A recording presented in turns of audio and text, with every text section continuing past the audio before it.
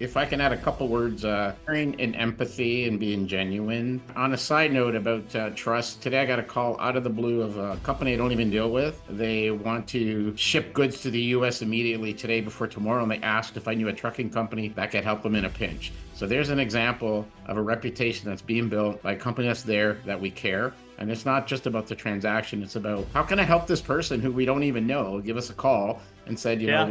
we heard you guys are here to help. Can you help me?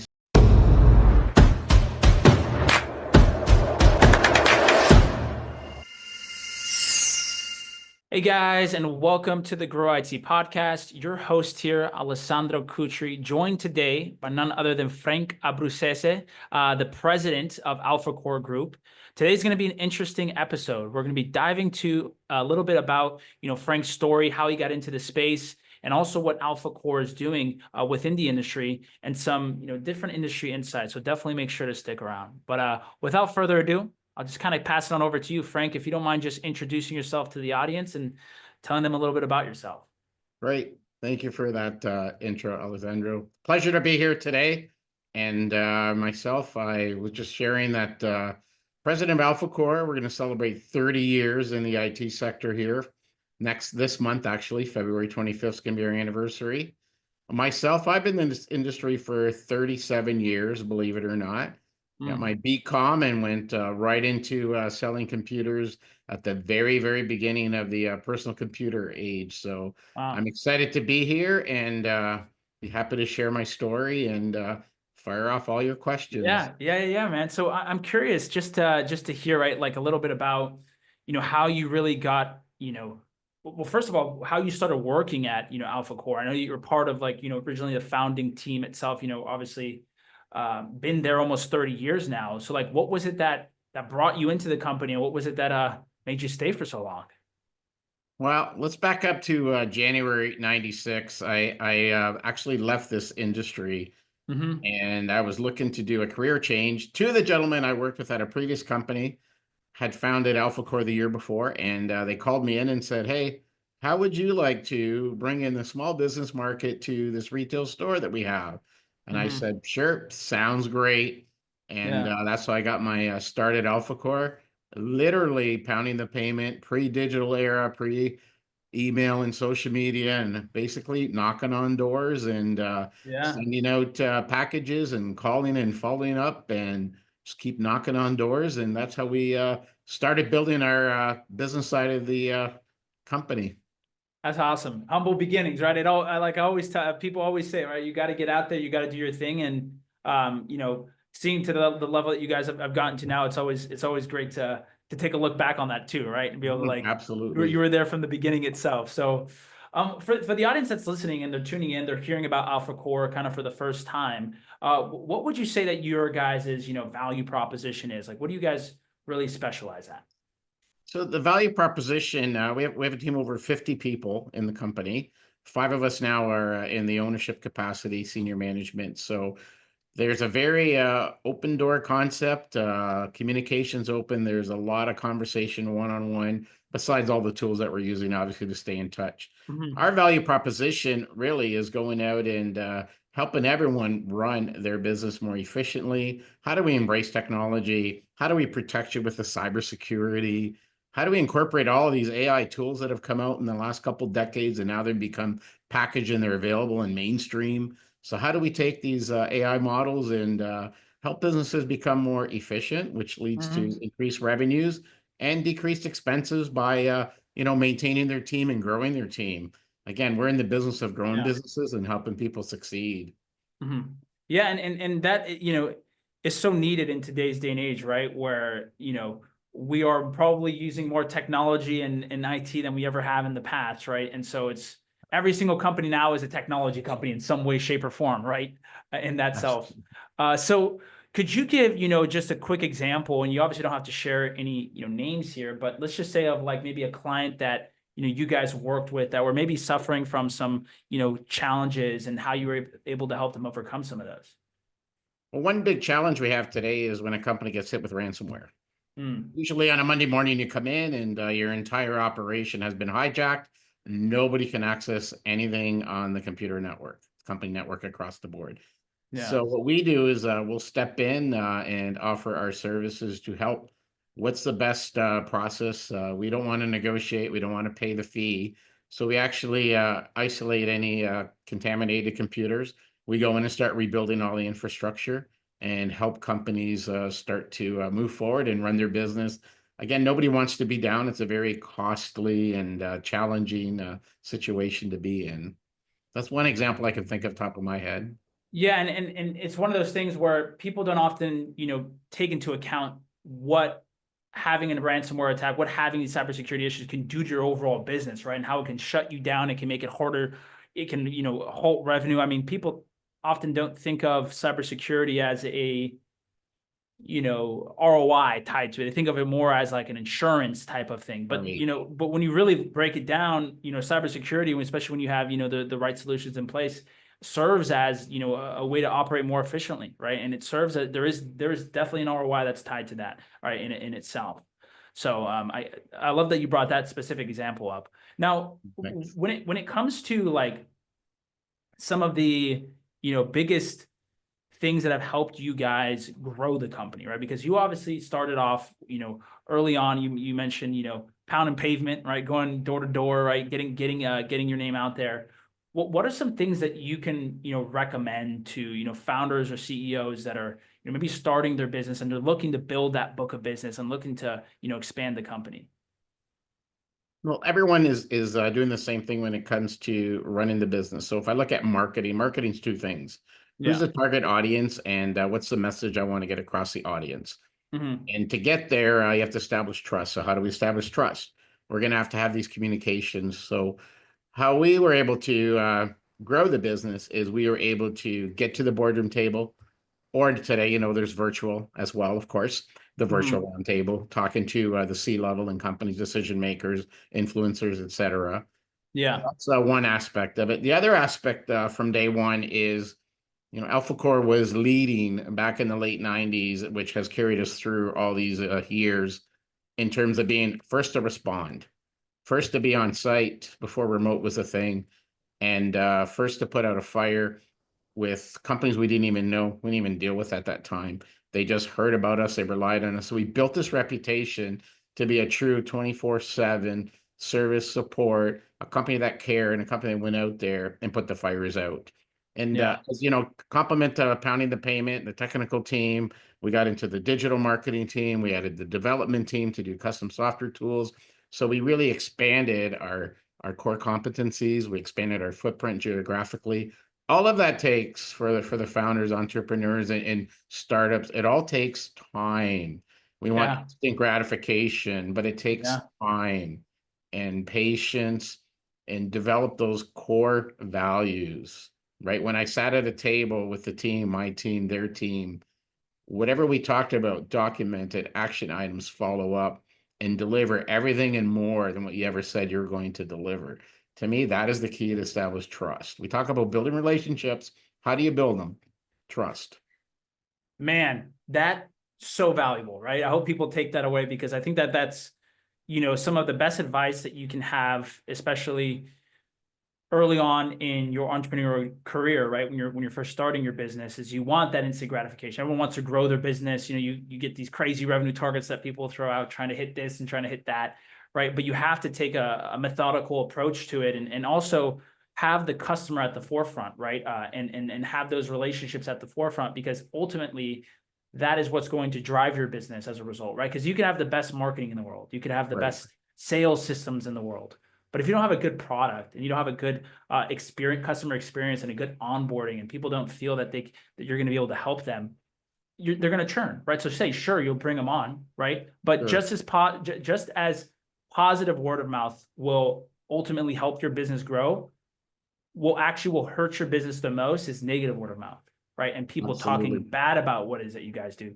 There's a study that they showed where when someone has a positive experience, on average, they tell three other people, right? Or they on average tell like three people, or they tell three people about what it is that they experience. When someone has a Right. negative experience, they tell on average another 17 people, right? So like the disproportionate amount of people that people will, complain to once they have a negative experience will outweigh anything else that you're doing. So that's why it all starts with what you said, right? Building trust. And how do you do that? By going above and beyond for your customers and doing things that even aren't even there, right? And not falling into the under promising or, or the over promising and under delivering trap that I feel like a lot of companies do fall within. Absolutely. If I can add a couple words, Please. sharing and empathy and being genuine. And on a side note about trust, today I got a call out of the blue of a company I don't even deal with.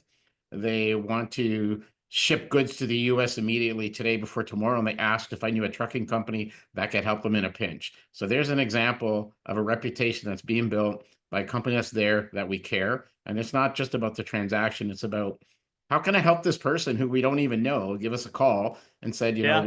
we heard you guys are here to help. Can you help me? So I sent them to 3 different companies to consider, and they replied and said one of them came through for them. So that's an example going above and beyond. Do we care about each other? Do we really want to help each other? So that's what we built our company on.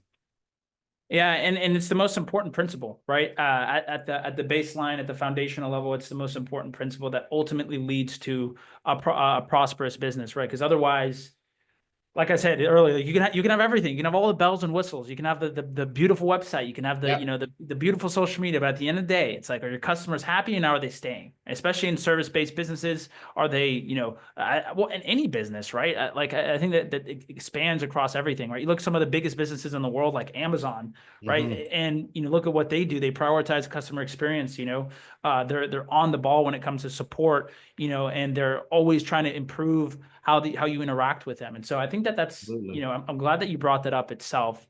But I Thanks. did want to segue a little bit, Frank, into, some of the trends right now, because you've obviously been a part of this industry now for a while now, coming, maybe over 30 plus years, right? And you've been obviously with AlphaKOR for that long time. What specific trends are you seeing within the market that are coming up, right? That either a lot of customers are talking to you about, or just from being inside the industry that you're seeing? Well, there's 2 of them that are very hot. Well, 3 of them actually. So cybersecurity is still a very hot item, which is business continuity, data disaster recovery. What are we going to do in the situation room in case we get hit? So that's one. 2 is AI. AI is all the talk today. It's like cloud was years ago. It's like the internet was prior to that. So we see these trends happening and cycling over the decades. So right now, AI. Yeah. We need to, one, be aware of it. How does it apply to my business? Can it help me? And where should I go and get seeking some help for AI? And Yeah. then the third thing that we're seeing right now is what are we going to do in unknown certainties in the future? So everyone is looking at how do I invest in technology and digital marketing to make sure that I stand out from the noise, because there's a lot of Yeah. noise out there, some good Yeah. noise and not some so good noise. So how do I really stand out that people say, hey, let me reach out to this company and see if they can actually help me? So those are 3 things that we're seeing right now.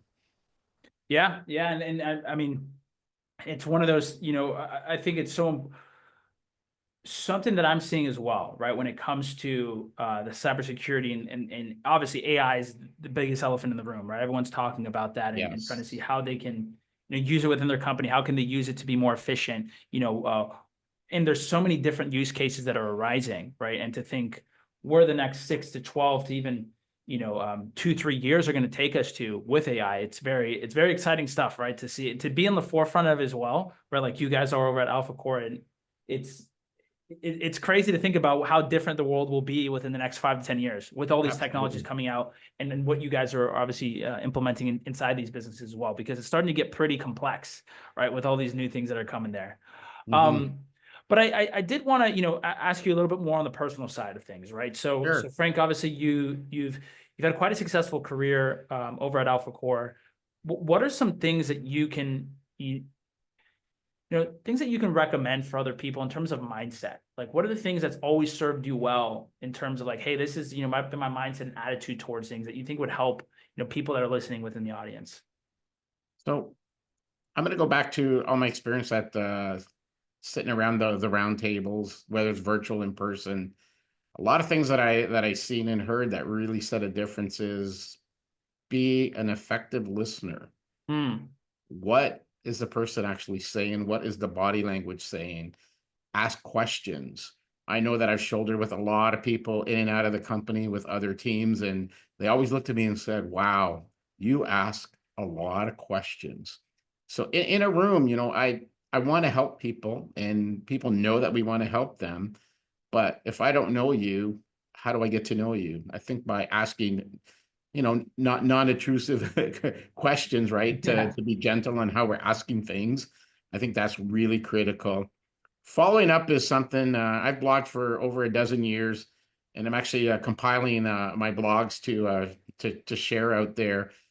I found that following up is a key thing, that 90% of us say that we follow up, 10% actually do the follow up. To Yeah. me, that's the critical piece. I know with the AI tools today, it's automatic.